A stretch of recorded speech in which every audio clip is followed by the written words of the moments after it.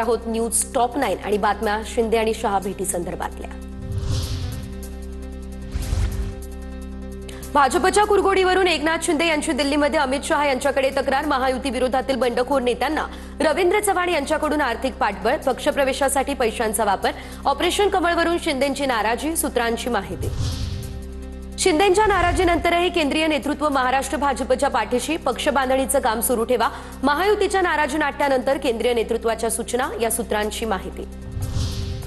महाराष्ट्रातील घडामोडींकडे माझं लक्ष, तुम्ही एनडीएचे प्रमुख, तुमचा सन्मान राखला जाणार।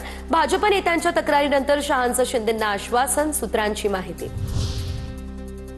महायुतीमध्ये एकमेकांच्या नसा आवरणं सुरू, बाबा मला मारलं म्हणून कोणतरी दिल्लीला गेलं, इतकी लाचारी कशासाठी? शहा शिंदे भेटीवरून उद्धव ठाकरेंचीही टीका।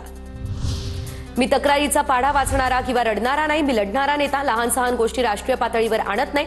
नाराजीचा विषय कालच संपला, शहांकडे भाजप नेत्यांची तक्रार केल्याचं वृत्त शिंदेंनी फेटाळलं। माझ्या मतदारसंघातील भाजप पदाधिकारी शिवसेनेमध्ये गेले, ज्यांना संधी मिळाली ते शिवसेनेत गेले, कुठलीही नाराजी नाही, चंद्रशेखर बावनकुळेंनी स्पष्ट केलं। काँग्रेसमध्येही नाराजी, अनेक लोक भाजपमध्ये येत आहे, असंही वक्तव्य।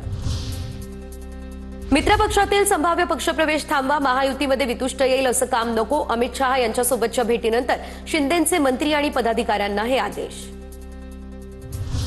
रवींद्र चव्हाण यांनी पहिला प्रचार रत्नागिरीमधून सुरू केला, त्याबद्दल धन्यवाद। रवींद्र चव्हाण आमच्या सर्वांपेक्षा पदानं आणि मानाने मोठे, मंत्री उदय सामंत यांच्याकडून त्यांचं कौतुक।